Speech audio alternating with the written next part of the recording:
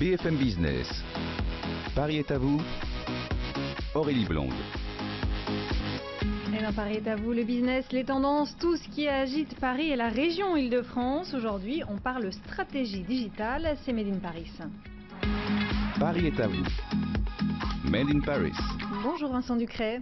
Bonjour. Co-fondateur du Hub Institute, cabinet de conseil qui se présente comme un digital think tank. Vous aidez les marques et les entreprises dans leur stratégie de communication, en particulier la communication digitale. Exactement. L'idée, c'est, je pense que vous vous rendez compte, l'information, le digital va extrêmement vite et beaucoup de grands groupes et d'institutions ont besoin d'être accompagnés dans ce virage qu'est la révolution numérique. Ça veut dire que qui sont vos clients aujourd'hui ? Aujourd'hui, on accompagne des grandes marques de télécommunications comme Orange, SFR. On accompagne aussi des syndicats professionnels, des médias, magazines et autres. L'idée, c'est vraiment pour ces grands groupes qui sont au cœur de cette révolution, de pouvoir sur la durée être sûr de les accompagner pour qu'ils prennent les bons virages. Mais si on parle un peu concrètement, à quelle problématique vous répondez pour ces entreprises ? Si vous devez nous donner Bien sûr, un exemple. Aujourd'hui, ce qui compte, il y a plusieurs choses. C'est d'abord un bon pilotage du numérique. Ça passe par la direction générale et donc il faut pouvoir les accompagner, partager avec eux en gros cette révolution. Et après avoir en gros fait une mission un petit peu de coaching, on va accompagner les équipes via la formation. La formation est un des points extrêmement importants à développer à mon avis aujourd'hui, c'est accompagner le changement par la formation et par l'accompagnement du changement au sein de l'entreprise. La communication digitale, elle commence à être intégrée par la majorité des entreprises aujourd'hui ? Alors elle commence à être intégrée par la majorité des entreprises, mais on va dire qu'elle infuse pas encore à tous les étages de l'entreprise. C'est ça le problème. C'est qu'aujourd'hui on peut avoir ce qu'on appelle des digital champions dans l'entreprise, mais si la direction générale ne suit pas ou si différents étages ne suivent pas, ça ne fonctionne pas.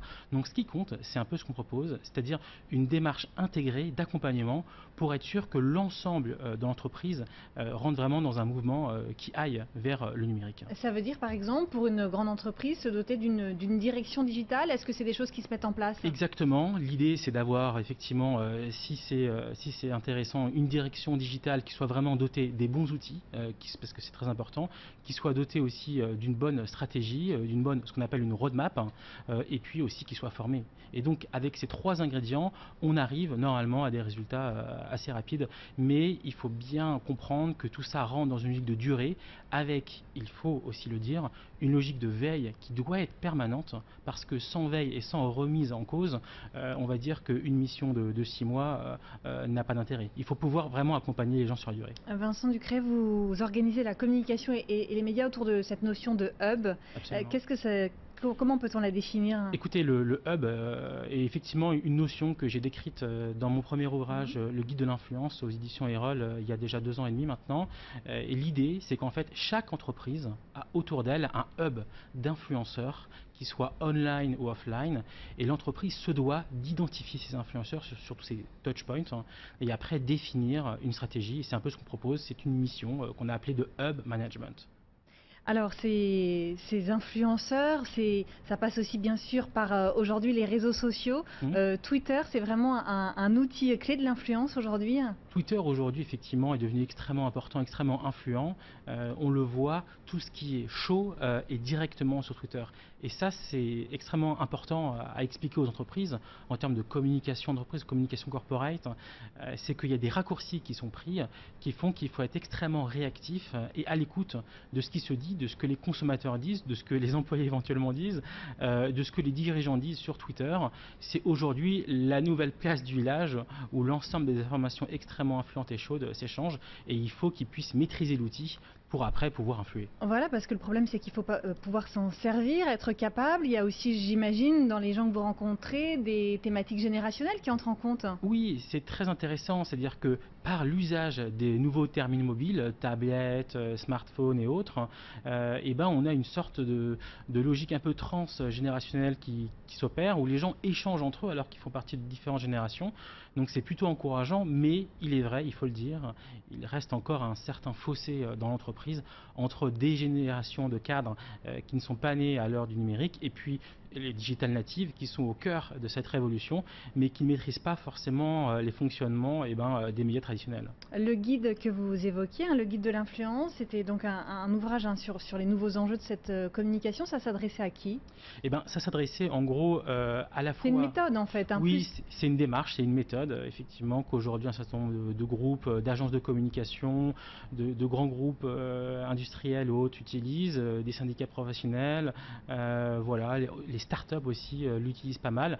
C'est-à-dire comment avec peu de moyens et une organisation assez intelligente autour de l'information, on peut arriver à viraliser ces messages et à faire en sorte, en gros, qu'ils soient repris et qu'ils soient influents. Alors je disais un cofondateur du Hub Institute, mais il y a beaucoup de choses. Il y a le Hub Forum, j'ai vu que vous aviez des activités diverses et variées. Le Hub Forum. Le forum, 4e année, première conférence sur l'e-marketing et le digital en France. On fédère les 1000 décideurs à Paris le 10 et 11 octobre à l'espace Cardin. Et l'idée, pendant 2 jours, c'est de partager justement les bonnes pratiques. Et donc on a tous ces experts français et internationaux qui viennent pour partager avec ces gens dans la salle, qui sont aussi des experts, qui sont en entreprise, en agence de communication ou faisant partie des médias, qui viennent partager les meilleures pratiques. Et cette année, le titre c'est ROI égale Return on Innovation, avec cette idée que l'investissement sur l'innovation est clé pour aller, on va dire, trouver du retour sur investissement. Mais qu'est-ce qui fait la spécificité de ce rendez-vous? Parce qu'il y en a d'autres, des conférences sur le numérique. Absolument. Ce qui fait la spécificité, c'est d'avoir, on va dire, un peu le haut du panier en termes de décideurs, à la fois dans la salle et sur l'estrade, et d'avoir vraiment cette thématique forte autour du e-marketing, du e-commerce, du digital et du management. On va fédérer tous les enjeux de l'entreprise, qu'ils soient internes ou externes, pendant 2 jours. Et on est effectivement à Paris les seuls à le faire avec une manifestation d'une telle ampleur. Vincent Ducret, vous étiez proche du gouvernement Fillon, vous avez été conseiller, un des conseillers sur Internet. Quel regard portez-vous aujourd'hui sur la communication digitale de l'actuel gouvernement? Alors ce qui est très intéressant, c'est qu'en fait, il y a des nouveaux outils qui émergent, et donc en fait, en général, ce que j'avais essayé de faire lors, en gros, de ma présence au gouvernement précédent, c'était d'identifier les outils qui avaient vraiment un intérêt, qui avaient vraiment une taille critique, qui étaient vraiment utilisés par un minimum de personnes dans l'opinion, pour rentrer en interaction, créer du contenu et rentrer en interaction. Et donc aujourd'hui, ce que je suis particulièrement, c'est justement l'utilisation de ces nouveaux outils. Je prends l'exemple de Vine, par exemple, donc ce Twitter vidéo qui dure 6 à 10 secondes et qui permet de partager des vidéos très très courtes. C'est effectivement ce genre de choses que j'observe. Il y a beaucoup plus d'outils qu'à notre époque. Les choses s'accélèrent. Les choses s'accélèrent, donc il y a un moment il faut choisir. On ne peut pas être partout. Et donc ce que j'observe, c'est ça aussi, c'est quelles décisions ils prennent et quelles plateformes ils investissent réellement. Il ne s'agit pas de faire ce que j'appelle du tourisme numérique. Il faut être sur les plateformes et il faut les utiliser et créer une réelle interaction. Alors si vous aviez un conseil à donner à l'actuel gouvernement en termes de communication digitale, ce serait quoi? En gros, effectivement, ça serait d'investir sur vraiment la vidéo, tout ce qui est mobile et la vidéo. Je freinerai peut-être la partie un peu contenu texte et autres, et j'irai vraiment sur la partie vidéo, la partie mobile. C'est un des thèmes de notre semaine de l'innovation Innovation Week qu'on organise du 3 au 13 octobre sur l'ensemble du territoire national. L'idée, c'est de se concentrer vraiment sur les points d'innovation actuels, et c'est vraiment autour du mobile et vraiment autour de la vidéo. Merci beaucoup Vincent Ducret, cofondateur du Hub Institute. Merci à vous. Allez, de la scène entrepreneuriale, on passe à la scène culturelle avec la saison France-Afrique du Sud qui est ouverte depuis fin mai, événement qui donnera un écho tout particulier à ce 18 juillet.